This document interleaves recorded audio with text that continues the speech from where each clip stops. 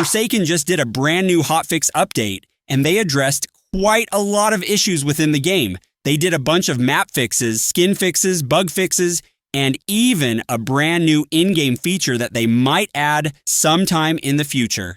In this video, I will talk about everything that the devs added within the update. And since there's quite a lot, I would recommend you guys to watch this video until the end. So without wasting any more time, let's get straight into it.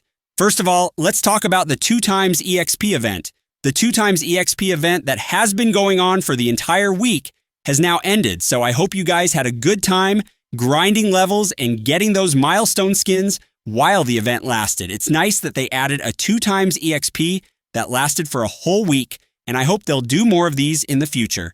Next, the devs did a few map changes and map fixes within this update, and they fixed the following maps: Beach House, Cake Factory, Horror Hotel, Classic Battlegrounds, Glass House, Work at a Pizza Place, Pirate Bay, and finally, the Tempest map and the Ultimate Assassins Battlegrounds map. Towards the end of the map section of this video, I will be doing a quick showcase to show you guys every change and addition that they added to all of the maps I mentioned before. But before I do so, I'll tell you guys what changes they did so that it all makes sense. First off, the first changes that they did were with the Beach House and Cake Factory maps, where the devs said that they adjusted the general layout for these maps.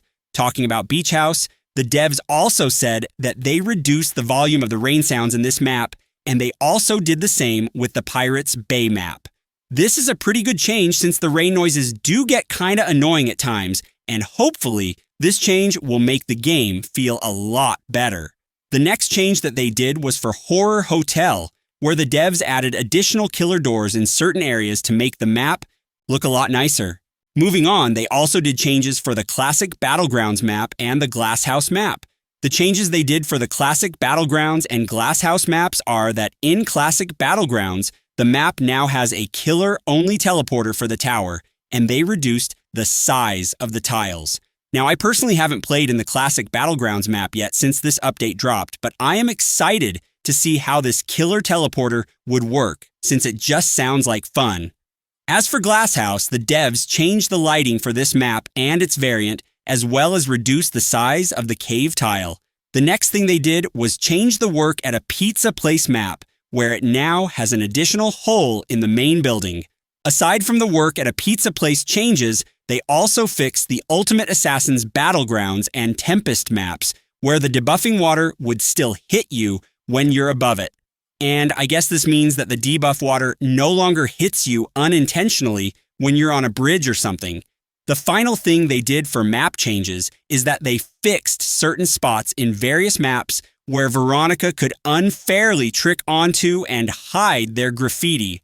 This one is probably a very important change since going against Veronica as a killer is already incredibly hard, but the fact that they could hide their graffiti and unfairly do tricks to get out of the killer's range just made her pretty unfair. So I'm really glad that the devs addressed this as soon as possible.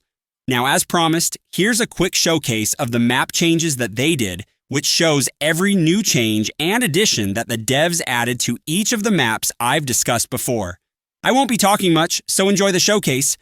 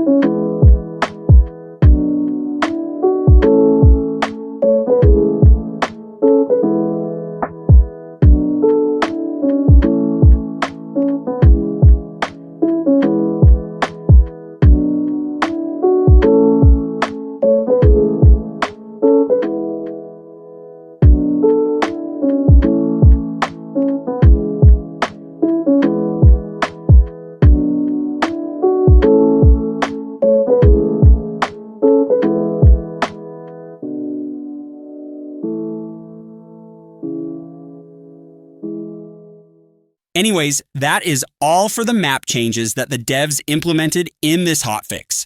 Now let's move on to the skin changes that they did. First of all, the devs finally fixed the bug where the Alfred Drevis skin for Slasher spawns in-game without a shirt.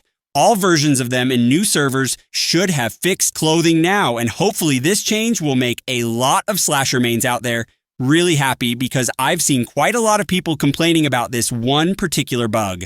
On the topic of Slasher skins, the devs also added a brand new SFX for the Killer Kyle skin for Slasher, so this is good news for Killer Kyle users. Apart from Slasher, the devs finally fixed Admin Noli's mouth not properly being animated during their intro and outro, and this should make the intro feel less awkward and more polished. And finally, they added new voice lines for the Toon 1X skin, so I hope Toon users will be very happy about this. I've already seen people being very excited about Toon 1X getting new voice lines, so do enjoy them now that they're added. It's also important to note that the voice lines for the Toon 1X skin is apparently based on this fan-made voice lines by Fever, so it's really good to hear that the devs are supporting the community's work by adding them into their game. Hopefully they'll do more of this and support the community even more in the future. That's everything for the skin changes that they did. Next, let's talk about the bug fixes that the devs added in this new hotfix. First of all, the devs fixed a really annoying frame-dropping issue that would happen when the game went into overtime during Sixer's Blood Hunt. This bug has been around for quite a while and would cause the game to lag really badly whenever overtime started, so it's nice to see that the devs finally patched it. Apart from this, they also fixed another frame drop issue that would occur for about a second right before a match ended. While it wasn't as bad as the Blood Hunt lag, it was still noticeable, so it's good that the devs fixed this one too. Moving on, the devs also fixed an issue where different Elliot skins could heal Veronica, which wasn't supposed to happen in the first place. I personally haven't experienced this since I don't play Elliot and rarely play Veronica, but hopefully this fix should make the game feel more balanced. And lastly, there was a really frustrating issue involving the hemorrhage status effect that could soft lock players if they were in the middle of healing someone who just recovered. Basically, if I'm not mistaken, if you tried healing at the wrong time, your character would get stuck and become unable to move, which could completely ruin a match and annoy players. Thankfully though, the devs fixed this issue, and it should no longer happen in the game.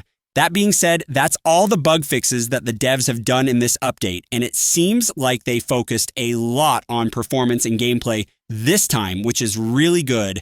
Finally, to end the video, the devs mentioned that they are currently testing out a brand new feature with Roblox's new matchmaking service. I'm not too sure what this means, but I guess by them saying matchmaking service, this could either mean skill-based matchmaking or ping-based matchmaking. This could relate to the pro-only servers or beginners-only servers that the devs mentioned a few months ago, or it could relate to the devs trying to make matchmaking feel a lot better by decreasing the lag caused by long distances.